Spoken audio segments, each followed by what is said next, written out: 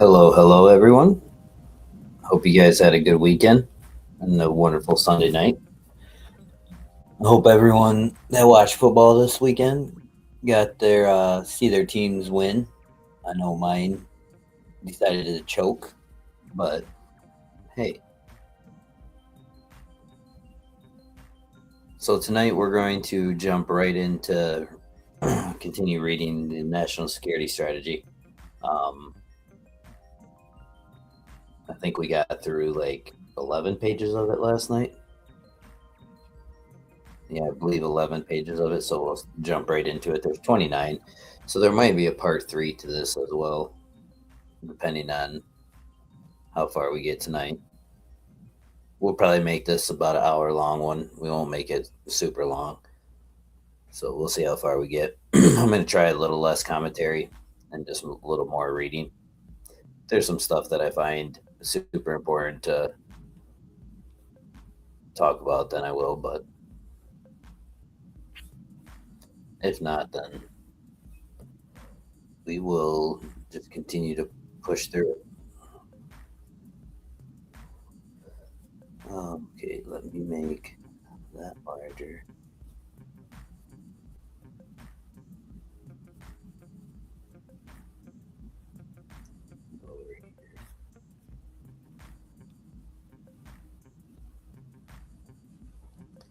So last night we ended off on page 11 and we were speaking about the era of mass migration, saying that it's over. We went over a few things about the competence and merits, and then fairness, pro American worker, balance of power, sovereignty, and respect. Kind of covered quite a bit last night, to be honest with you, a little more than I was expecting us to. But tonight we're going to start on protection of core rights and liberties.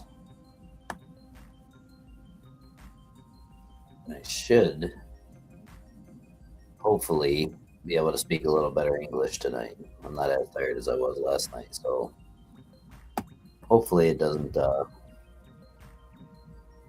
unlucky. Hopefully it doesn't sound like I need some speech therapy classes after we get done reading these.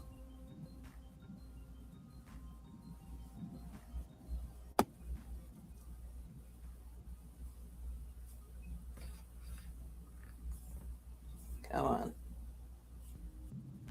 If I knew how to use a computer, we'd be better off.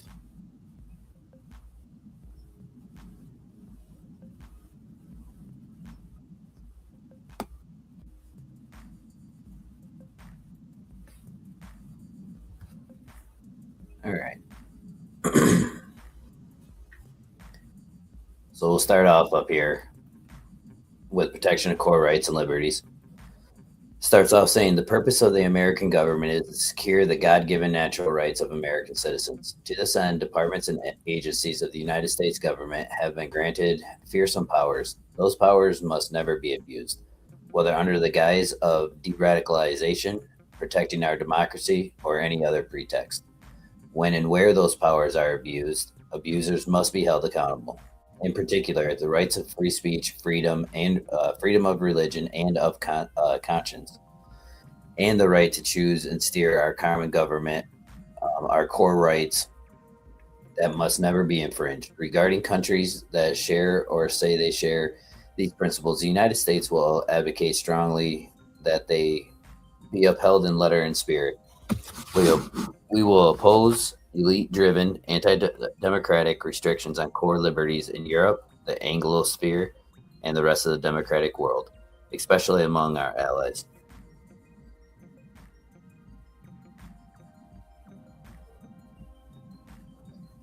Burden of sharing and burden shifting.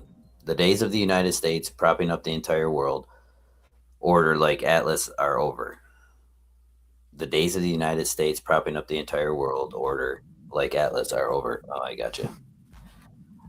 We count our many allies and partners, dozens of wealthy, sophisticated nations that must assume primary responsibility for the regions and contribute far more to our collective defense. President Trump has set a new global standard with the Hague community, and which pledges pledges NATO countries to spend 5% of GDP on defense, in which our NATO allies have endorsed and must now meet. Continuing President Trump's approach of asking allies to assume primary responsibility for the regions, the United States will organize a burden sharing network with our government as a conveyor and supporter. This approach ensures that burdens are shared and that all such efforts benefit from border legitimacy. The model will be targeted partnerships that use economic tools to align incentives, excuse me, share burdens with like minded allies, and can insist on reforms that anchor long term stability. The strategic clarity will allow the United States to counter hostile and subversive influences efficiently while avoiding the overextension and diffuse focus that undermine past efforts. The United States will stand by or stand ready to help, potentially through favorable treatment on the commercial matters, technology sharing, and defense procurement. Those countries that willingly take responsibility for security in the neighborhoods and, and align their exports control with ours. Realignment through peace. Seeking peace deals at the president's direction, even in regions and countries peripheral to our immediate core interests, is an effective way to increase stability, strengthen America's global influence, realign countries and regions towards our interests, and open new markets.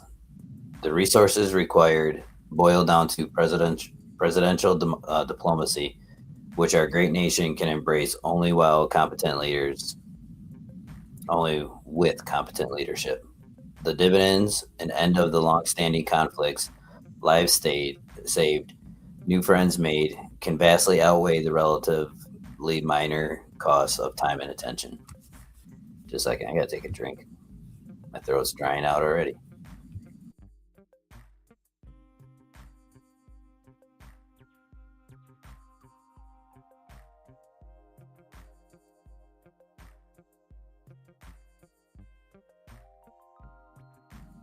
All right, sorry about that, guys. And if you can, make sure you hit the like button. Make sure you subscribe, share the video, all that fun stuff. All right, economic security. Finally, because economic security is fundamental to national security, we will work to further strengthen the American economy with emphasis on balanced trade. The United States will prioritize rebalancing our trade relations, reducing trade deficits, opposing barriers to our exports, and ending dumping and other anti competitive practices that hurt American industries and workers. We seek fair, reciprocal trade deals with nations that want to trade with us on a basis of mutual benefit and respect. But our priorities must and will be our own workers, our own industries, and our own national security. Securing access to critical supply chains and materials. As Alexander Hamilton argued in our republic's earliest days, the United States must never be dependent on any outside power for core components, from raw materials to parts to finished products, necessary to the nation's defense or economy. We must resecure our own independent and reliable access to the goods we need to defend ourselves and preserve our way of life. This will require expanding American access to critical minerals and materials while countering predatory economic prices. Moreover, the intelligence community will monitor key supply chains and technological advances around the world to ensure we understand and mitigate vulnerabilities and threats to American security and prosperity. Reindustrialization. The future belongs to the makers. The United States will reindustrialize its economy, reshore industrial production, and encourage and attract investment in our economy and our workforce with a focus on the critical emerging technology sectors that will define the future. We will do so through strategic use of tariffs and new technologies that favor widespread industrial production in every corner of our nation, raising living standards for American workers and ensure that our country is never again reliant on any adversary, present or potential, for critical products or components.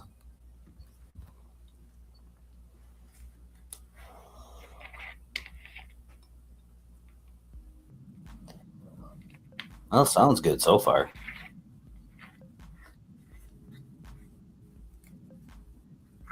I teach much knowledge. I don't know about that. I ain't teaching anything. I'm just reading a document. But how you doing tonight, PJ? And Stacy's mom, how you doing tonight? Thank you guys for being here. Reviving our defense industrial base. A strong, capable military cannot exist without a strong, capable defense industrial base. The huge gap demonstrated in recent conflicts between low cost drones and missiles versus the expensive systems required to defend against them has laid bare our need to change and adapt. America requires a national mobilization to innovate powerful defenses at low cost to produce the most capable and modern systems and munitions at scale, and to reshore our defense industrial supply chains. In particular, we must provide our warfighters with the full range of capabilities, ranging from low cost weapons that can defeat most adversaries up to the most capable high end systems necessary for a conflict with a sophisticated enemy. And to realize President Trump's vision of peace through strength, we must do so quickly. We will also encourage the revitalization of the industrial base of all our allies and partners to strengthen collective defenses. Energy dominance. Restoring American energy dominance in oil, gas, coal, and nuclear, and reshoring the necessary key energy components is a top strategic priority. Cheap and abundant energy will produce well-paying jobs in the United States, reduce costs for American consumers and businesses, fuel reindustrialization, and help maintain our advantage in cutting-edge technologies such as AI.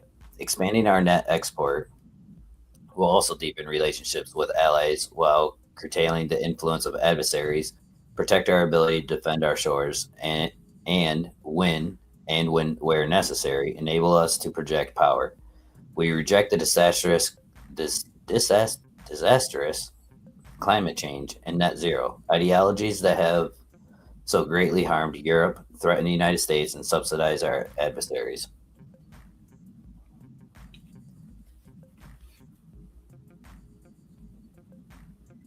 You just got done babysitting? Oh, bet you had fun.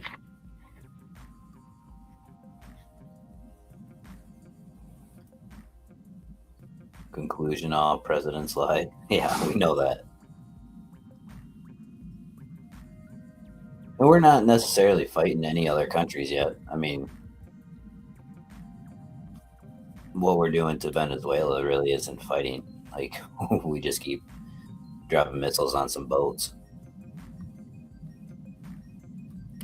It will get to a fighting eventually, I'm sure. And that's what he said earlier in this is that, he needs to take over this hemisphere and try to get everything back in order so that we don't have to depend on other hemispheres to um, for our goods and stuff like that because there's so many that are close right here.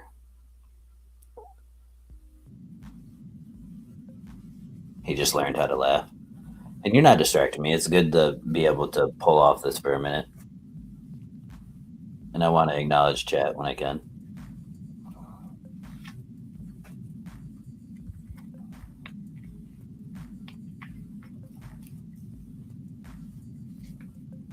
This gets to be pretty boring and daunting if I don't break it up a little bit. Preserving and growing America's financial sector dominance. The United States boasts the world's leading financial and capital markets, which are pillars of American influence that afford policymakers significant leverage and tools to advance America's national security priorities. But our leadership position cannot be taken for granted. Preserving and growing our dominance entails leveraging our dynamic free market system and our leadership in digital finance and innovation to ensure that our markets continue to be the most dynamic, liquid, and secure, and remain the envy of the entire world. The regions. It has become customary for documents such as this to mention every part of the world and issue, on the assumption that any oversight signifies a blind spot or a snub. As a result, such documents become bloated and unfocused, the opposite of what a strategy should be.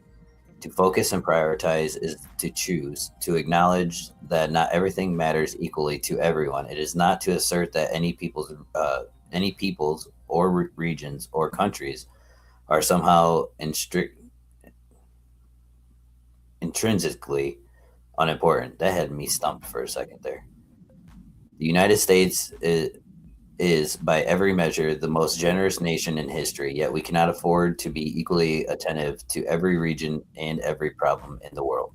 The purpose of national security policy is the protection of core national interests. Some priorities transcend regional confines. For instance, terrorist activity in an otherwise less consequential area might force our urgent attention, but leaping from the necessity to sustain attention to the periphery is a mistake. Now they're throwing words at me that I haven't seen in a long time. So I might need speech therapy after we get done reading this thing. Western Hemisphere, the Trump corollary to the Monroe Doctrine. After years of neglect, the United States will assert and enforce the Monroe Doctrine to restore American preeminence in the Western Hemisphere and to protect our homeland and our access to key geographies throughout the region. We will deny non-hemispheric competitors the ability to position forces or other threatening capabilities or to our own or control strategical vital assets in our hemisphere. The Trump, God, I hate that he calls himself that, or calls everything the Trump this and that.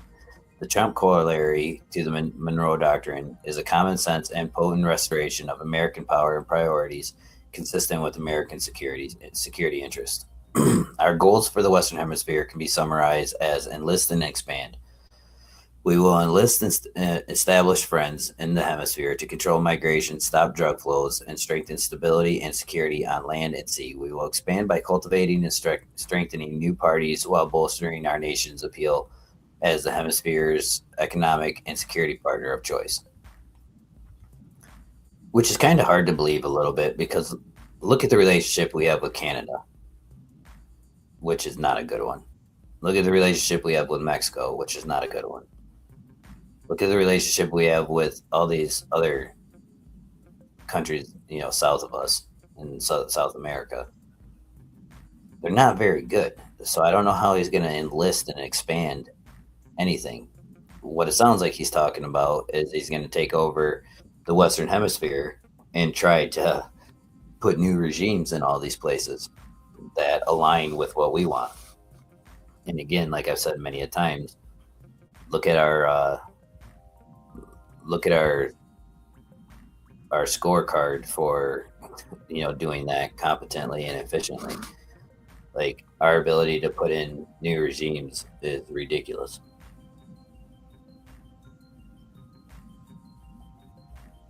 Enlist. An American policy should focus on enlisting regional champions that can help create tolerable stability in the region, even beyond those partners' borders. These nations would help us stop illegal and destabilizing migration, neutralize cartels, nearshore manufacturing, and develop local private economies, among other things. We will reward and encourage the region's governments, political parties, and movements broadly aligned with our principles and strategy. But we must not overlook governments with different outlooks with whom we nonetheless share interests and who want to work with us. The United States must reconsider our military presence in the Western Hemisphere. This means four obvious things. One, a readjustment of our global military presence to address urgent threats in our hemisphere, especially the missions identified in this strategy, and away from the theaters whose relative importance to American national security has declined in recent decades or years. Two, a more suitable Coast Guard and Navy presence to control sea lanes, to thwart illegal and unwanted migration, to reduce human and drug trafficking, and to control key transit routes in crisis. Three, targeted deployments to secure the border and defeat cartels, including, where necessary, the use of lethal force to replace the failed law enforcement only strategy of the last several decades And 4, establishing or expanding access in strategical important locations. So you kind of see that on play right now with what's going on in Venezuela. Um, the bullying that he's done to Canada and to Mexico. You kind of see him aligning himself to start this process, sooner rather than later. Um, and he's doing exactly what he said he's going to do in here. He's going to strengthen the bonds with the parts of the government that want to work with the United States, i.e., change the regime. I mean, that's at the end of the day, that's what it's got to be. You're not going to be able to have the ruling party that don't agree with the United States working with the United States. It's just not going to work that way. So they're going to find the outliers and they're going to empower them and quote unquote reward them and help them, become the powers of wherever they may be. And you can tell that he's a businessman because he's talking about rewarding them. Well, reward them with what? Like they don't get into any sort of detail or anything. Is it reward them with military might? Is it reward them with money? Is it reward them with goods and services? What is it? Strengthening critical supply chains in this hemisphere will reduce dependencies and increase American economic resilience. The linkages created between America and our partners will benefit both sides while making it harder for non hemispheric competitors to increase their influence in the region. And even as we prioritize commercial diplomacy, we will work to strengthen our security partnerships, from weapon sales to intelligence and sharing to joint exercises.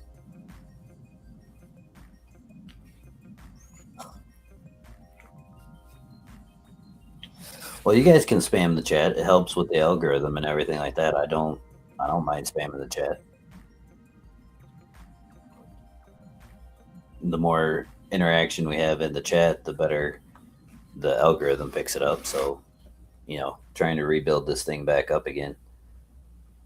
Got to start somewhere. So if everybody's just chit chatting in the chat, I'm okay with that. Expand. As we deepen our partnership with countries with whom presently has strong relations, we must look to expand our network in the region. We want other nations to see us as their partner of first choice, and we will, through various means, discourage the collaboration with others. The Western Hemisphere is home to many strategic resources that America should partner with regional allies to develop, to make neighboring countries as well as our own more prosperous. The National Security Council will immediately begin a robust integrity process, interagency process to task agencies supported by our intelligence community's analytical arm to identify strategic points and resources in the Western Hemisphere with a view to their protection and joint develop with regional partners. One thing that I've learned with reading this thing is that I'm kind of stepping out of my comfort zone. Some of these words I have not seen in a very long time. So reading them out loud makes it sound like I don't know how to speak, and it's annoying.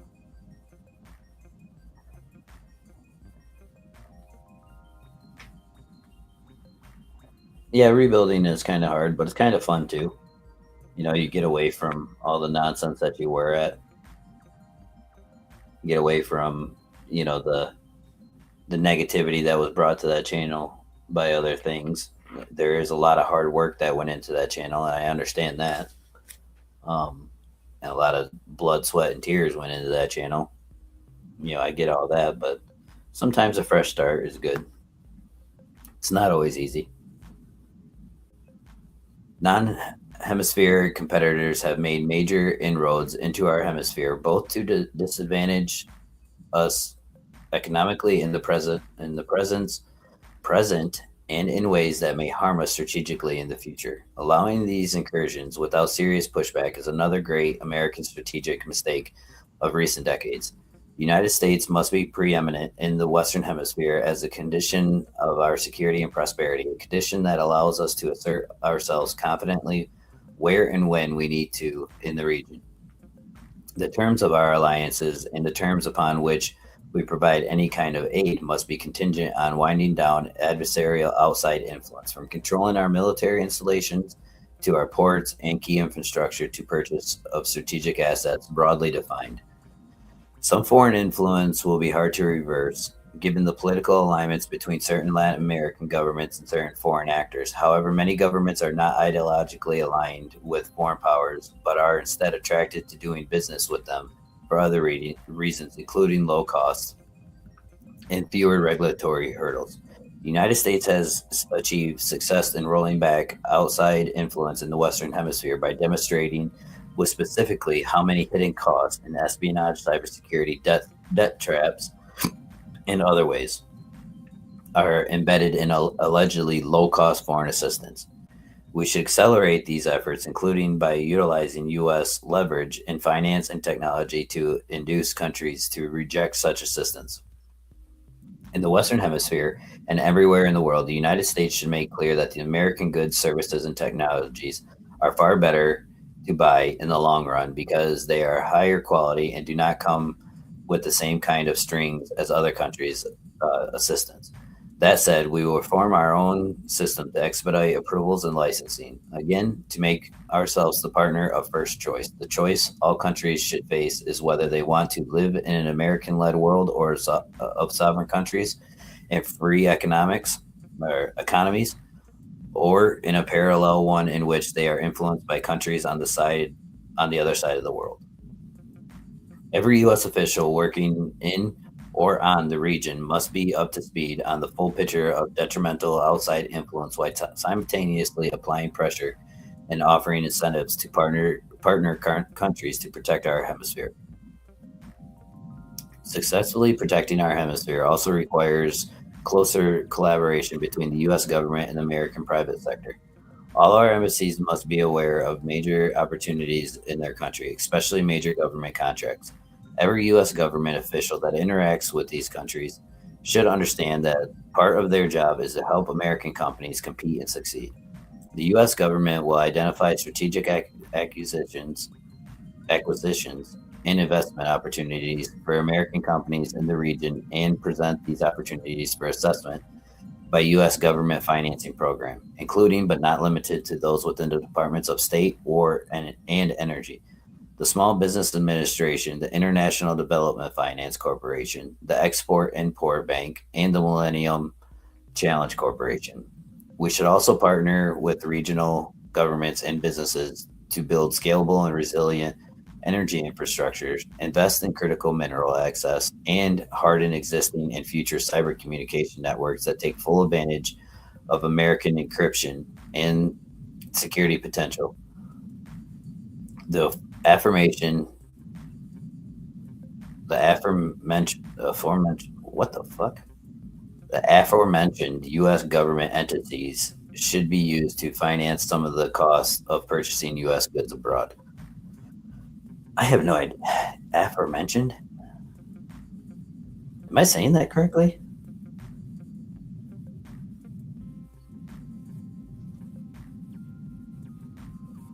I don't know if I'm saying that correctly. This word right here. Can you guys sound that out in chat for me? Is it aforementioned? Or affirmation? Sound it out. Somebody in chat, help me. There's two of you in here. Help me.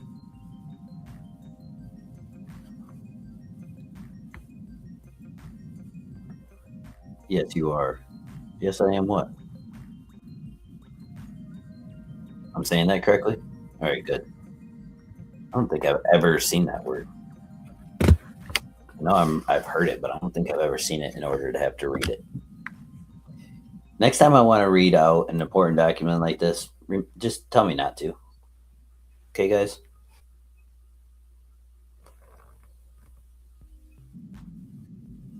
Hey, how you doing tonight?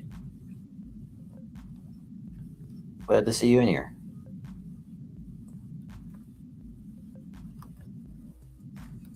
The United States must also resist and reverse measures such as the target taxation.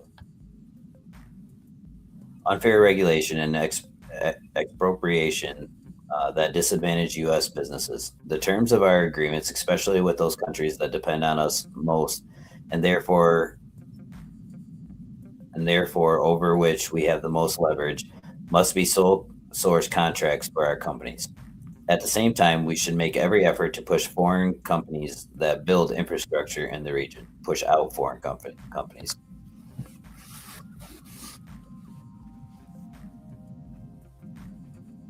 Yeah, it's good to see you in here, Rowdy.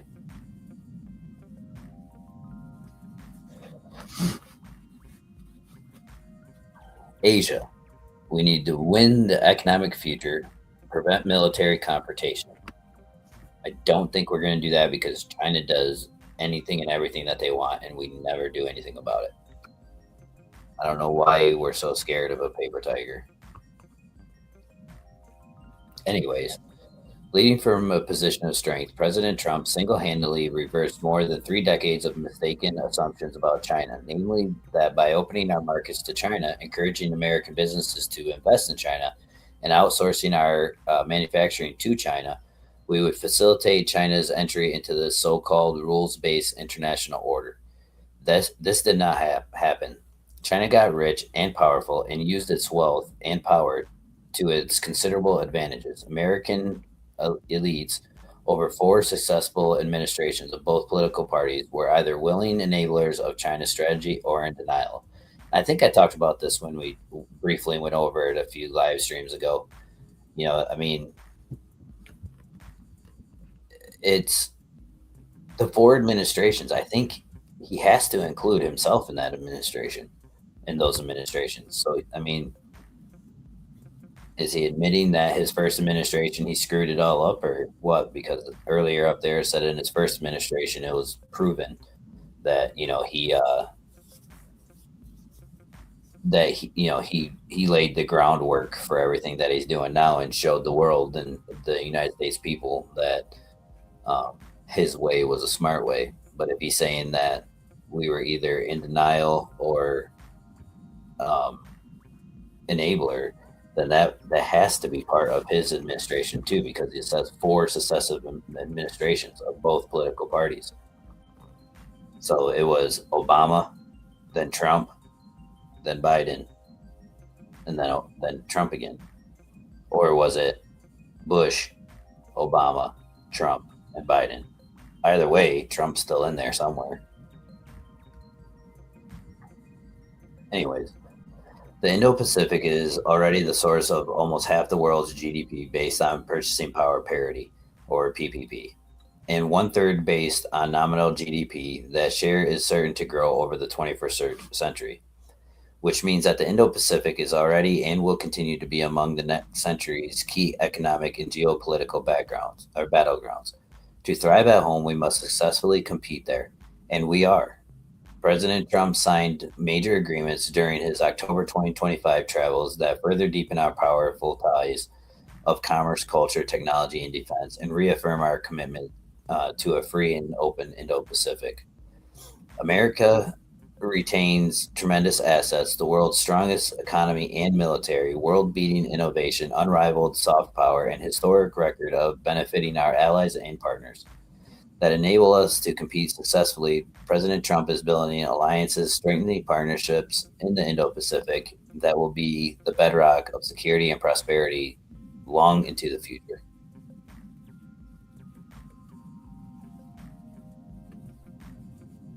I'm just looking at chat here.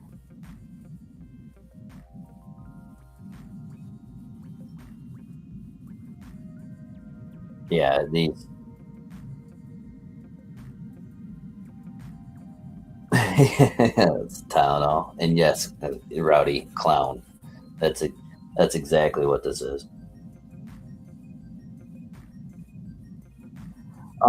I I don't I don't know if RFK and Dr. Oz are actually horrible. I don't know about that. I mean, when I really look at what they're trying to do with the health system, like some of the reasons, like the town hall thing, okay, a bit ridiculous. But when it comes to like the processed foods and the dye coloring and all of this other stuff that they're bringing up, it's not like we didn't know about these things already. We knew that the amount of processed foods that we eat is extremely unhealthy. We know that like cancer is on the rise with everyone everywhere, and we know a lot of it comes from the processed foods that we eat. uh, like, have you guys ever sat back and thought about like fast food restaurants alone? When you have McDonald's, you know, just think about how many burgers McDonald's makes in a single day. And that's just one restaurant, right? And then you times that by however many you have in your city, then times that by however many you have in your state, and then times that by however many there is in the country. I don't see any beef farms out there that would be able to provide enough beef for McDonald's to make patties every single day. Do you know how many cows that would take? The same thing with chicken nuggets. Do you know how many chickens that would take? Same thing with chicken wings, and so on and so forth. Like, we're talking billions and billions of animals.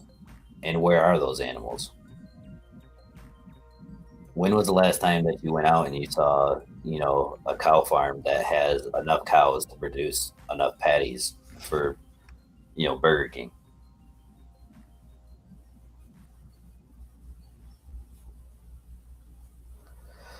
You know what? I think I think I'm gonna check that once. Let's look up something here a second. Let me see something on the side here.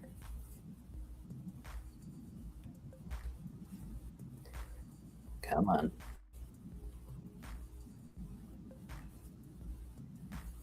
Come on, Slowpoke.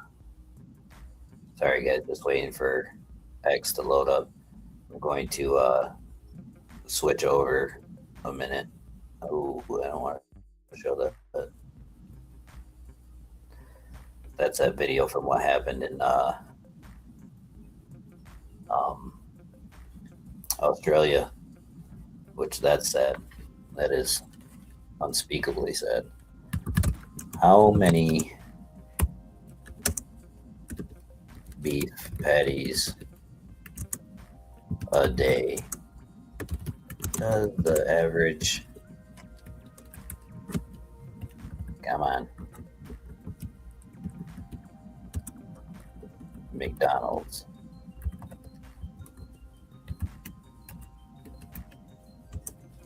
produce or sell? We'll say sell. Let's see what it says.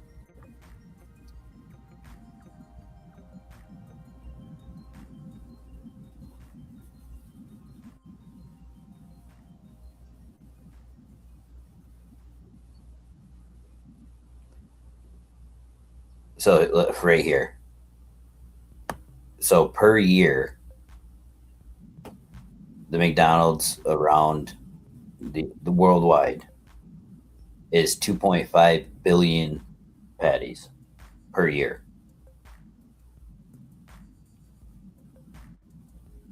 With 40,000 to 42,000 locations globally, that averages to about 155 to 163 burgers per day. Where are the beef farms that are allowing us to make this many burgers annually? And that's just McDonald's. We're not talking about Burger King.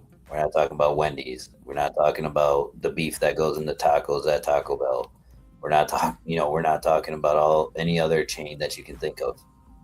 We're talking about just McDonald's, and they do 2.5 billion, 2.3 to 2.5 billion patties per year around the world.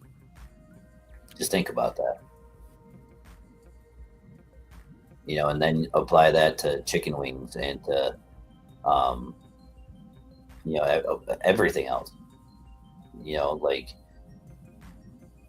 so with RFK and those guys, like, I understand what they're trying to do, even though a lot of it sounds extremely silly. And I agree with you. I agree with you, PJ. It does feel like it's more controlled. Um, and honestly, I think the stuff like what happened at Brown University, stuff that's happening in Australia, you know, everything that's happening here in the United States in general, over in Europe, all they're doing, and I was talking to Stacy's mom about this earlier today. What they're doing is they're conditioning us.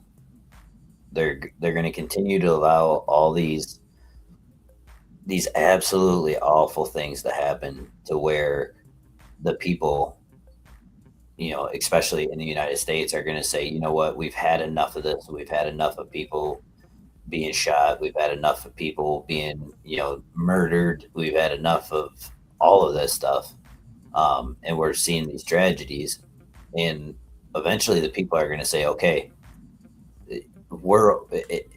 eventually the administration is going to say, okay, we need to crack down on this. We're going to send in whoever we need to send in. We're going to do whatever they need to do. And the American people are going to sit back and say, all right, we support this because we can't have it this way anymore. Why do you think these things just continue to happen? And like, there's no crackdowns on anything really. Why do you think all this is happening? It's because they're conditioning us and they're battering us and they're manipulating us into eventually being okay with what the final outcome is going to be.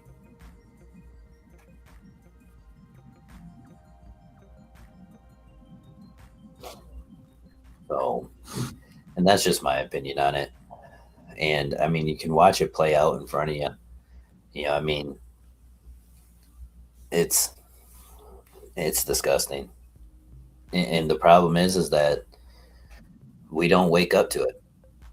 There's, don't get me wrong, there's probably hundreds of thousands of people out there, and maybe even a few million that are out there that are waking up and seeing a lot of this. But you got to remember, we have over 300 million people in this country, and the majority of them are full-fledged window lickers.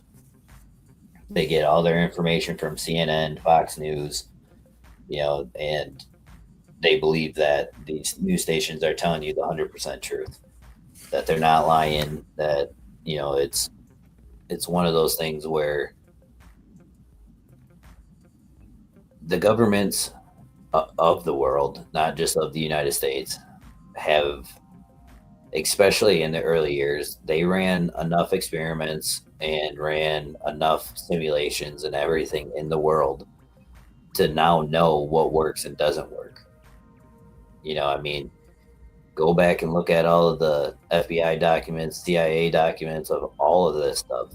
I mean, they've done a lot of research and done a lot of testing. I mean, and it's not just the United States. There's a lot of things that China did during the wars, that Russia did during the wars, that Germany did during the wars, and we took all that information and we learned from it. So they know exactly what to do, exactly how to do it, and they know how to accomplish it. And us as American people, we just live our lives day by day because that's all we can do. We're not part of these governments. We realistically, the way that the American people sit now, we have no control of anything that goes on. All you can do is sit back and deal with it.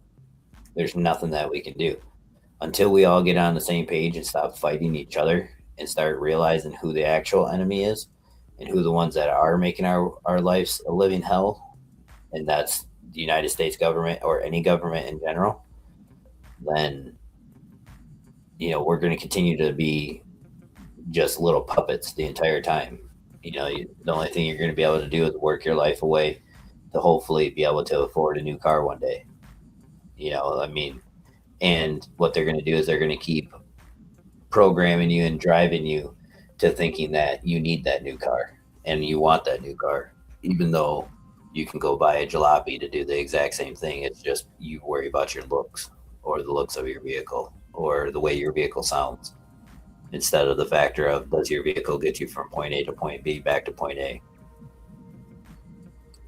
They've taken the value of a lot of things and distorted it, and now people in general all around the world don't understand the things that are just so simple that actually matter.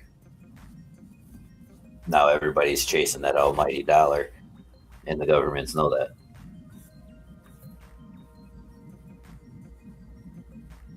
You've missed the window liquor lines.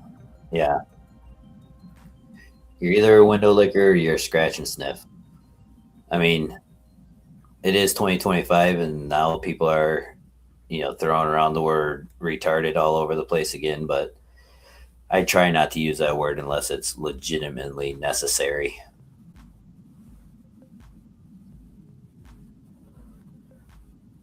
Yeah, the conspiracy theories, some of the conspiracy theories are so absolutely ridiculous, but then I go back and I look, I'm like, Alec Jones, Alex Jones, for the so many years, people thought that he was absolutely ridiculous and his conspiracy theories were so far fetched.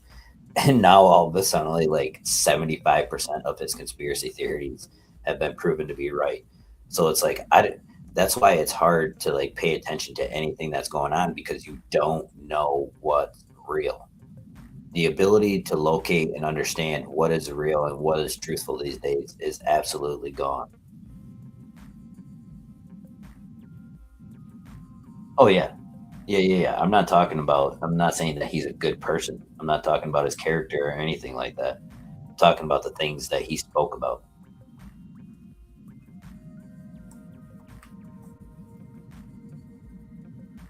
Yeah, people admire him. Yeah, those people that admire Alex Jones are not, those guys are full-fledged retards. Like if you admire anything about Alex Jones, you are a nutcase. Absolute nutcase. All right, back at this. What page are we on now? Hey, we're on page 20. Not bad. Kind of punched through a few of these. What time are we at? 47 minutes. Not bad at all. And I've chatterboxed in some of it. So, but again, like I was saying about Alex, is he's an absolute moron, but a lot of the things he talked about actually proved to be true. Now, let's talk like one of his theories, like these gay frogs. This guy went on a tangent for years that they were doing things that were turning frogs gay. Come to find out, that shit was real. And it's like, who would have ever thought that we were doing experiments on frogs and giving them medications that were making them gay? Like, I don't know. It's ridiculous, but that's why I say it's hard to figure out what's real and what's not real. Um, it's hard to figure out who's telling the truth and who's not telling the truth because everybody everywhere, whether you're listening to a YouTube creator or you're listening to a TikToker or you're listening to the news or you're listening to your government official or if you're listening to the president of the United States, they all have their own motive on what they want done and how they want it done. They have their own ways on how they're going to line their pockets, how they're going to make their money. Just like, let's talk about Candace Owens' crazy ass. She's making hundreds of thousands of dollars per video that she puts out about all this Charlie Kirk stuff. So, but people are still going to her and like praising her and believing a lot of the stuff that she's saying.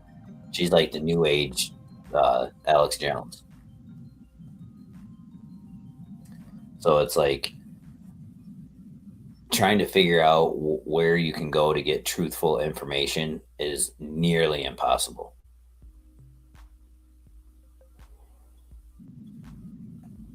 So it's just one of those things where, as a human being, you have to be able to take in several different forms of information and come up with your own diagnosis on it. Like, you got to listen to the people like Candace Owens. You got to listen to the people like Alex Jones. And then you got to listen to the people that are on the other side of the fence. And then you got to listen to the people that are on the far outskirts of all of it. Because then at the end of the day, you have enough information to be able to make a logical assessment on it yourself. And I think that's one of the things that we as Americans have done. We've just gotten extremely lazy on gaining information, and we're just believing everything for face value. We're believing everything by, a video title or a news article title. Um, I mean, it's one of those things where until we can get as much knowledge as possible on the situations and make, actual um, informed decisions and assumptions on it, then we're gonna keep spiraling down this toilet bowl that we're in.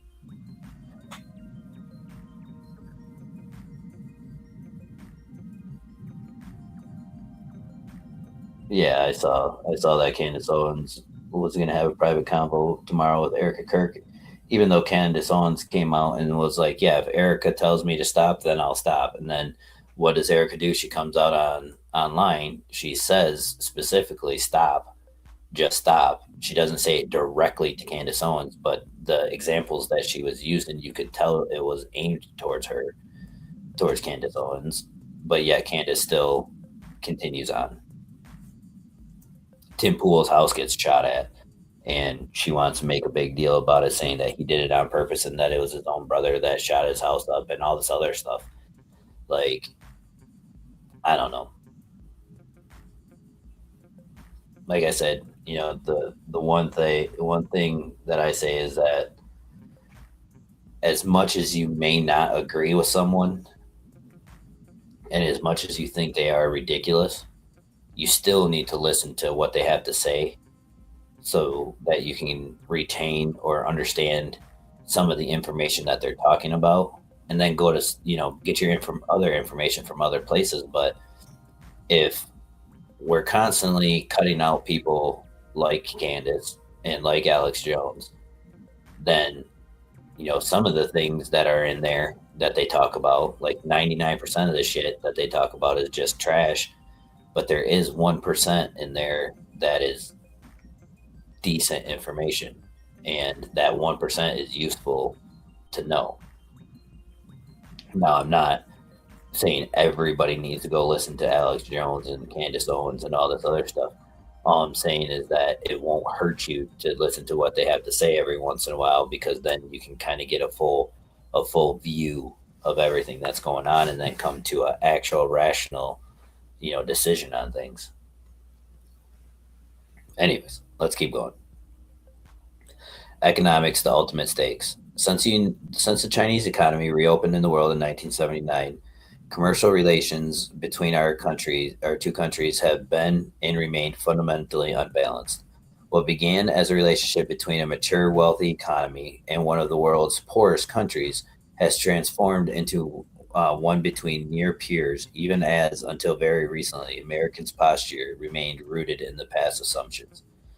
China adapted to the shift in the U.S. tariff policy that began in 2017, in part by strengthening its holds on supply chains, especially in the world's low and middle income, i.e., per capita GDP 13,800 or less countries.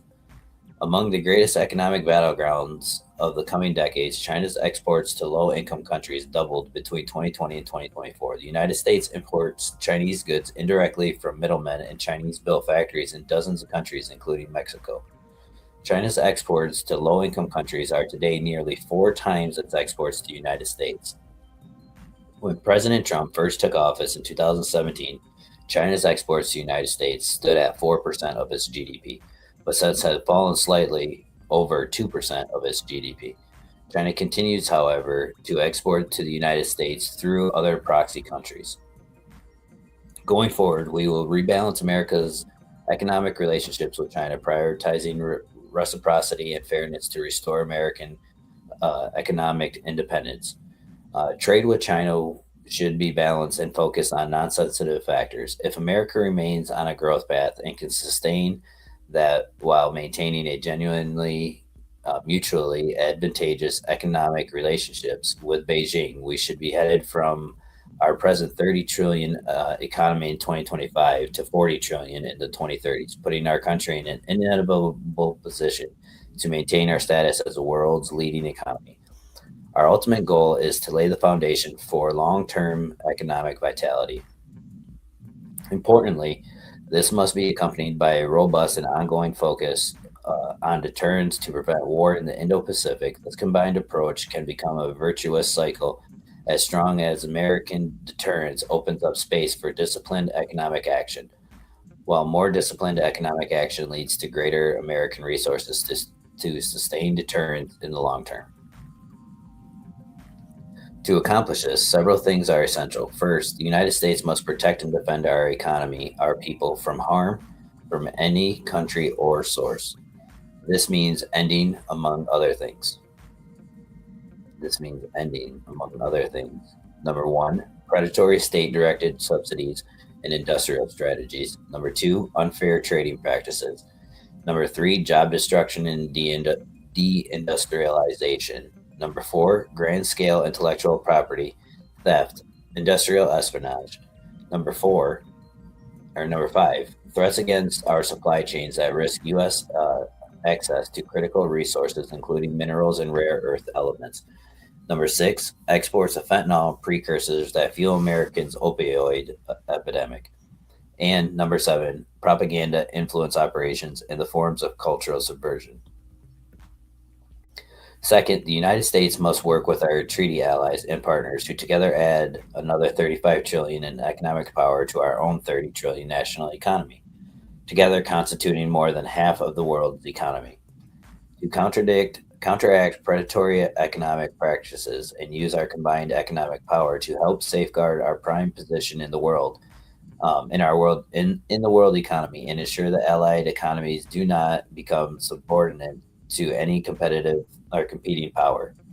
We must continue to improve commercial and other relations with India to encourage New Delhi to contribute to Indo-Pacific security, including through continued quadrilateral cooperation with Australia, Japan, and the United States, the Quad.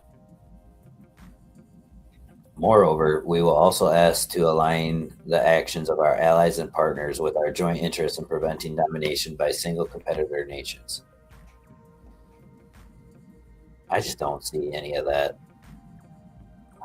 I don't see any of that happening, to be honest with you. Not willingly. I think those countries are going to have to kind of be forced into doing something like that, which makes it a very shaky agreement. The United States must at the same time invest in research to preserve and advance our advantage in cutting edge military and dual use technology, with emphasis on the domains where U.S. advantages are strong. These include undersea space and nuclear, as well as others that will decide the future of military power, such as AI, quantum computing, and autonomous systems, plus the energy necessary to fuel these domains. Additionally, the U.S. government's critical relations with the American private sector help maintain surveillance of persistent threats to the U.S. networks, including critical infrastructure. This, in turn, enables the U.S. government's ability to conduct real-time discovery, attribution, and response, i.e., network defense and offensive cyber operations, while protecting the competitiveness of the U.S. economy and bolstering the resilience of the American technology sector. Improving these capabilities will also require considerable deregulation to further improve our competitiveness, spur innovation, and increase the America's national resources. In doing so, we should aim to restore a military balance favorable to the United States and to our allies in the region. You know, one of the things I was thinking about as I was just reading that is, this administration can want in one hand and shit in the other, and find out which one fills up first, because at every single turn, like, no matter what they put in these documents, they could all be exactly the greatest thing known to the American people, but at the end of the day, the Democrats are going to end up fighting the Republicans every step of the way. And if we haven't seen already in this last year, there's not going to be a lot that gets done. There's been a lot of things that have been happening, but not a lot of things that have been getting done, if that makes any sense to you guys.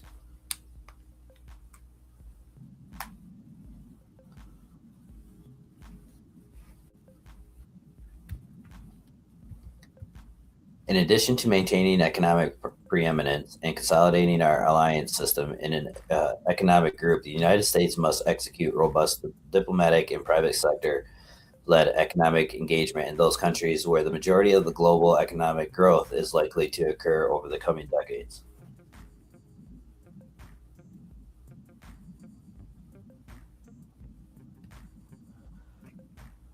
The Supreme Court squashes all Trump stuff every time.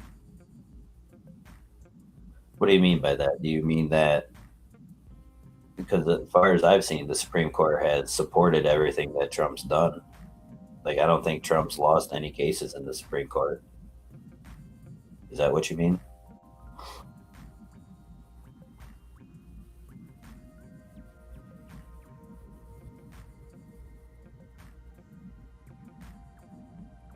The Supreme squashes all Trump stuff every time.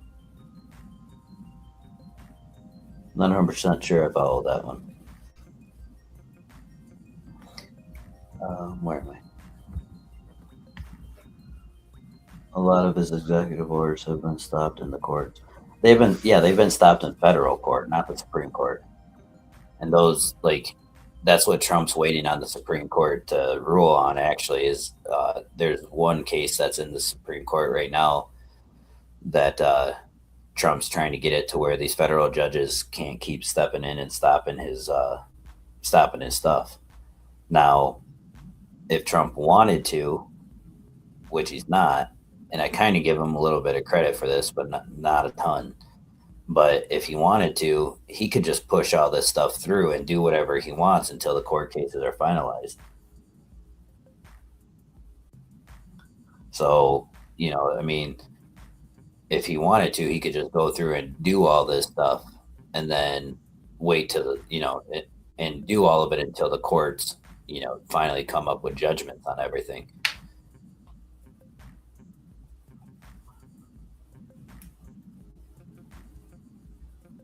You can, it's against the Constitution. There's a lot of things that our governments have done that are against the Constitution. That's just a democratic argument there. Is they always say that's against Constitution, that's against Constitution, that's against Constitution. Then when it gets to the Supreme Court says no, no, it's actually not against the Constitution. There's been many cases. That's why I don't have a lot of faith in our court systems trying to stop him from doing a lot of the things that he's doing. I mean, they say it's against the Constitution that Trump's using National Guard, and then that he's sending other states National Guards places. Then when it gets to the Supreme Court says nope, he has full power. He can do that if he wants to, or that he's sending in the National Guards to each one of these states. That's against the Constitution. No, the Supreme Court says it's not. When it comes to redistricting the states, it was against the Constitution. No, it's not against the Constitution. The states are allowed to redistrict if they want to. Um, all of this stuff. Like, he, I hate it, but there's been a lot that I don't know. There has been a lot. Stop National Guard has blocked in Portland and somewhere else. Yeah, they were saying that he couldn't send the California National Guard to Portland because the uh, Oregon didn't want to send in their National Guard. So what ended up happening is Trump sent the California National Guard up there, and they were trying to say that was against the Constitution. And the federal courts, the lower courts, are the ones that said, nope, you can't do that. But the Supreme Court, the highest court in the nation, is the ones that came back and said, yeah, he actually can. So you're 100% correct. The lower courts are constantly trying to stop him. But when it gets to the Supreme Court overrules all those guys.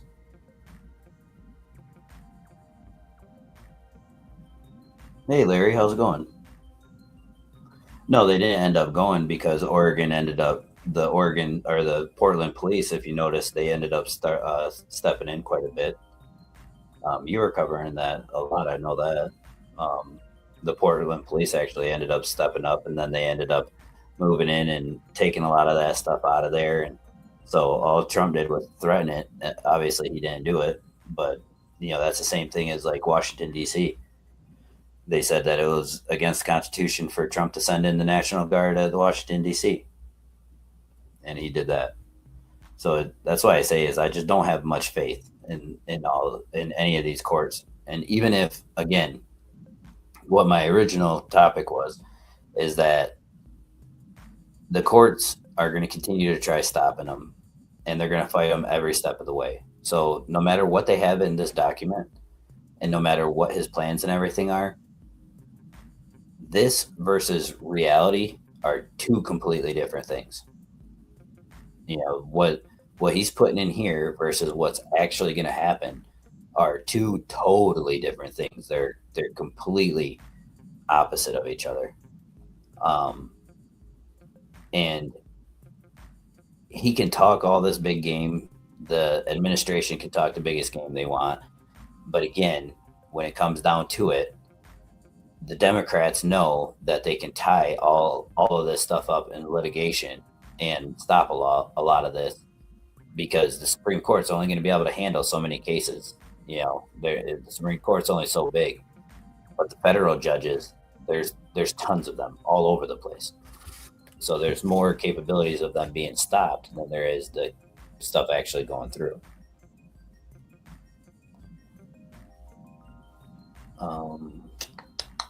America First diplomacy seeks to rebalance global trade relationships. We have made clear to our allies that America's current account deficit is unsustainable. We must encourage Europe, Japan, Korea, Australia, Canada, Mexico, and other prominent nations in adopting trade policies that help rebalance China's economy toward household consumption. Because Southeast Asia, Latin America, and the Middle East cannot alone absorb China's enormous excess capacity. The exporting nations of Europe and Asia can also look to the middle income countries as a limited but growing market for their exports. China's state-led and state-backed companies excel in building physical and digital infrastructure, and China has recycled perhaps 1.3 trillion of its trade surpluses into loans to its trading partners. America and its allies have not formulated, much less executed, a joint plan for the so-called global South, but together possesses tremendous resources. Europe, Japan, South Korea, and other holds net foreign assets of 7 trillion. International financial institutions, including the multilateral development banks, possesses combined assets of 1.5 trillion. While mission creep has undermined some of these institutions' effectiveness, this administration is dedicated to using its leadership position to implement reforms that ensure they serve American interests.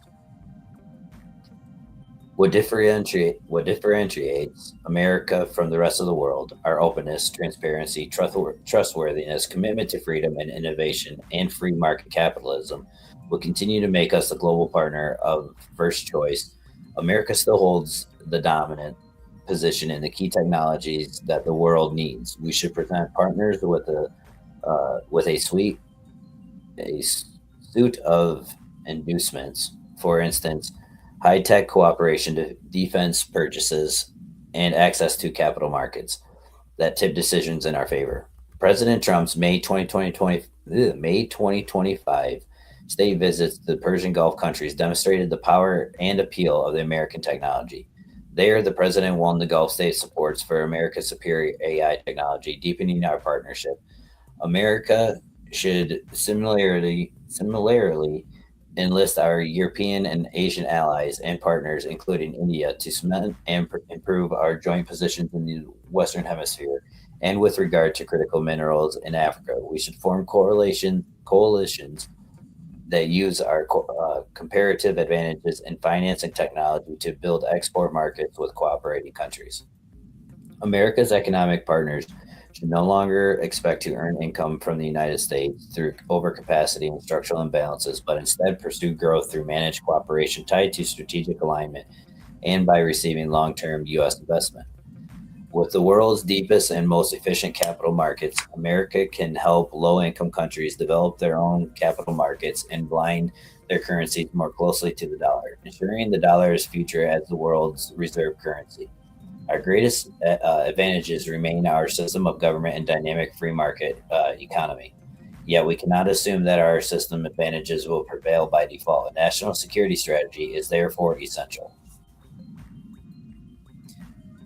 We'll probably finish this page in the next one and then we'll call it a night.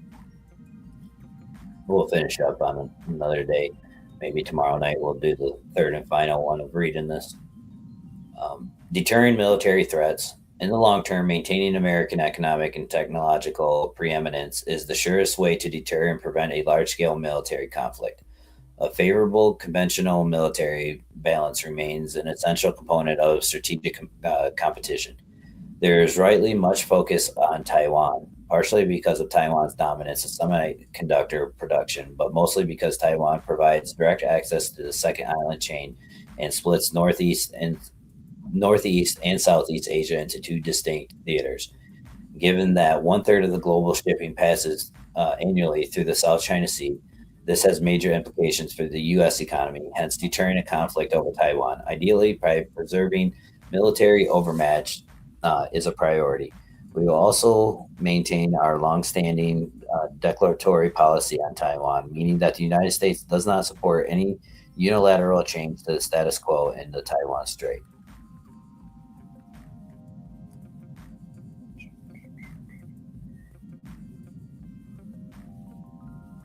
Oh no. Was that another shooting or what is that?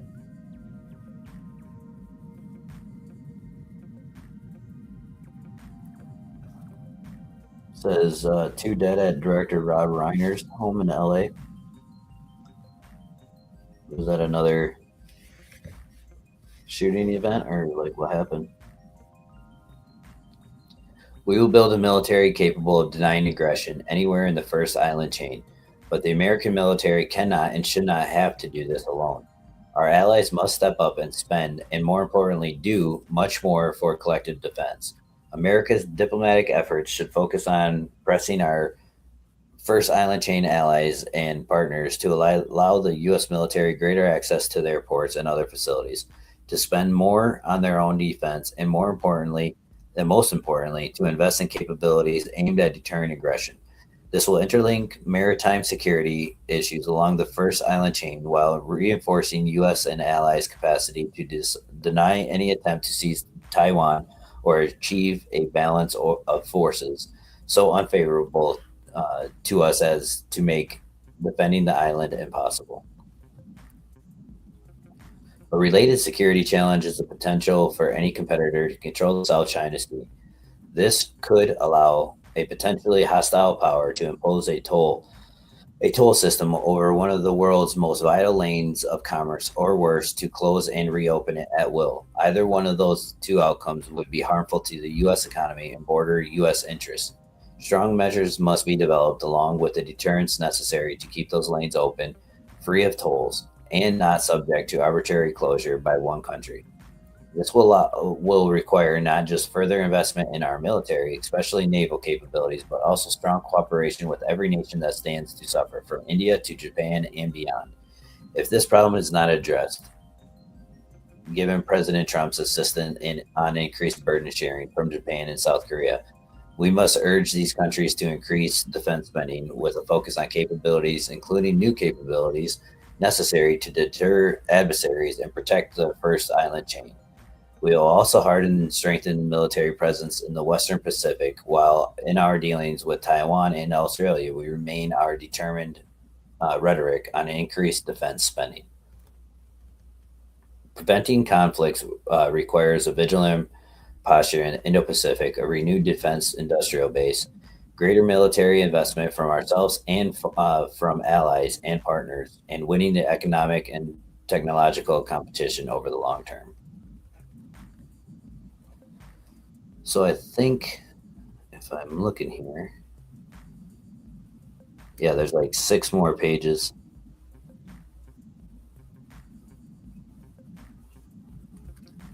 Like there's 6 more pages to read through,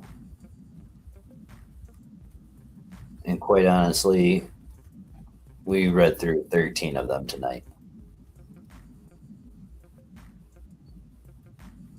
So I think the next live stream will crush through the rest of these. Yeah, we'll crush through the rest of these, and then we'll kind of talk a little more about it, and kind of about what is said and what it means, and so on and so forth.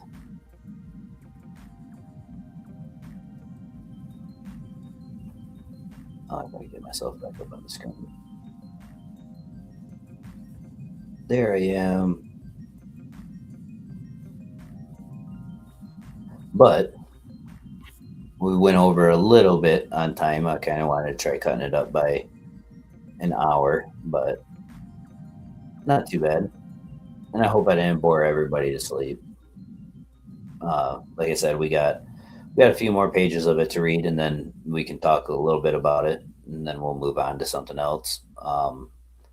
And maybe I'll kick that live stream off tomorrow, maybe Wednesday. It'll all depend on how the week goes, but we'll finish it up here soon.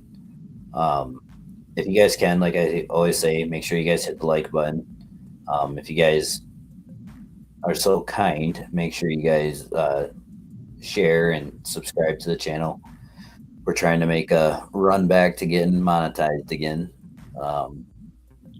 Got rid of all the old content, so I got rid of all my watch hours, so I got to build them all back up. But yeah, thank you guys for all coming in last night and tonight. I appreciate you guys, and I hope you guys have a good week. And I hope you guys hope to see you guys in the next live stream. Take it easy, guys. Have a good week.